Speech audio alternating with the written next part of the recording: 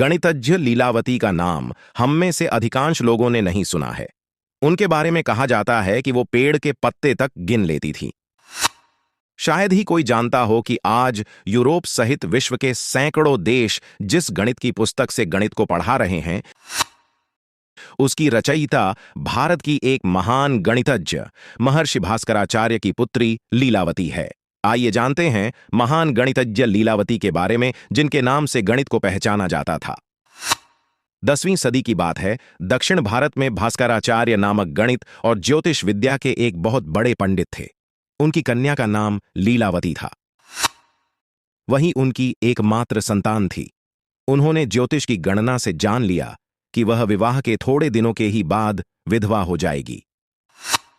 उन्होंने बहुत कुछ सोचने के बाद ऐसा लग्न खोज निकाला जिसमें विवाह होने पर कन्या विधवा न हो। विवाह की तिथि निश्चित हो गई। जलघड़ी से ही समय देखने का काम लिया जाता था।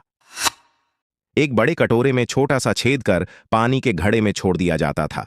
सुराख के पानी से जब कटोरा भर जाता और पानी में डूब जाता था, तब एक घड़ी होती थी। पर विधाता का ही सोचा होता है। लीलावती 16 श्रृंगार किए सजकर बैठी थी। सब लोग उस शुभ लग्न की प्रतीक्षा कर रहे थे कि एक मोती लीलावती के आभूषण से टूटकर कटोरे में गिर पड़ा और सुराख बंद हो गया। शुभ लग्न बीत गया और किसी को पता तक न चला। विवाह दूसरे लग्न पर ही करना पड़ा। लीलावती विधवा हो गई। पिता और पुत्री के धैर्य का बांध टूट गया। लीलावती अपने पिता के घर में ही रहने लगी। पुत्री का वैधव्य दुख दूर करने के लिए भास्कराचार्य ने उसे गणित पढ़ाना आरंभ किया। उसने भी गणित के अध्ययन में ही शेष जीवन की उपयोगिता समझी। थोड़े ही दिनों में वह उक्त विषय में पूर्ण पंडिता हो गई।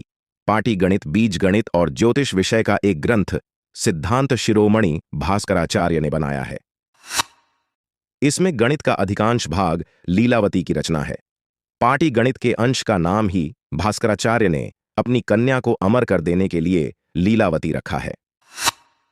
भास्कराचार्य ने अपनी बेटी लीलावती को गणित सिखाने के लिए गणित के ऐसे सूत्र निकाले थे जो काव्य में होते थे। वे सूत्र कंठस्थ करना होते थे। उसके बाद उन सूत्रों का उपयोग करके गणित के प्रश्न हल करवाए जाते थे। कंठस्थ करने के पहले भास्कराचार्य लीलावती को सरल भाषा में धीरे धीरे समझा देते थे। वे बच्ची को प्यार से संबोधित करते चलते थे। हिरण जैसे नयनों वाली प्यारी बिटिया लीलावती, ये जो सूत्र हैं। बेटी को पढ़ाने की इसी शैली का उपयोग करके भास्कराचार्य ने गणित का एक महान ग्रंथ लिखा। उस ग्रंथ का नाम ही उन्होंने लीलावती रख दिया। आजकल गणित एक शुष्क विषय माना जाता है, पर भास्कराचार्य का ग्रंथ लीलावती गणित को भी आनंद के साथ मनोरंजन, जिज्ञासा आदि का सम्मिश्रण करते हुए कैसे पढ़ाया जा सकता है, इसका नमूना है। लीलावती का एक उदाहरण देखें। निर्मल कमलों के एक समूह के तृतीयांश, पंचमांश तथा षष्ठमांश से क्रमशः शिव, विष्णु और सूर्य की पूजा की, चतुर्थांश से पार्वती की और शेष 6 कमलों से गुरुचरणों की पूजा की गई। आइए बाले लीलावती, शीघ्र बता कि उस कमल समूह में कुल कितने फूल थे। उत्तर 120 कमल के फूल। वर्ग और घन को समझाते हुए भास्कराचार्य कहते हैं, आइए बाले लीलावती, वर्गाकार क्षेत्र और उसका क्षेत्रफल वर्ग कहलाता है। 2 समान संख्याओं का गुणन भी वर्ग कहलाता है। इसी प्रकार 3 समान संख्याओं का गुणनफल घन है और 12 कोष्ठों और समान भुजाओं वाला ठोस भी घन है। मूल शब्द संस्कृत में पेड़ या पौधे की जड़ के अर्थ में या व्यापक रूप में किसी वस्तु के कारण उद्गम अर्थ में प्रयुक्त होता है। इसीलिए प्राचीन गणित में वर्गमूल का अर्थ था वर्ग का कारण या उद्गम, अर्थात वर्ग एक भुजा। इसी प्रकार घनमूल का अर्थ भी समझा जा सकता है। वर्ग तथा घनमूल निकालने की अनेक विधियां प्रचलित थीं। लीलावती के प्रश्नों का जवाब देने के क्रम में ही सिद्धांत शिरोमणि नामक एक विशाल ग्रंथ लिखा गया, जिसके 4 भाग हैं। 1 लीलावती, 2 बीजगणित, 3 गृहगणिताध्याय और 4 गोलाध्याय।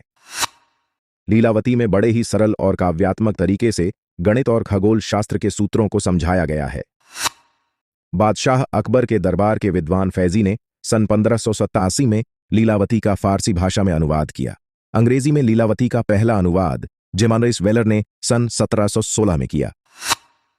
कुछ समय पहले तक भी भारत में कई शिक्षक गणित को दोहों में पढ़ाते थे, जैसे कि 15 का पहाड़ा तिया 45, चौके 60, छक्के 90, 8 बीसा, 9 35। इसी तरह कैलेंडर याद करवाने का तरीका भी पद्यमय सूत्र में था। सी अब जूनो 30 के, बाकी के 31, 28 की फरवरी चौथे सन 29।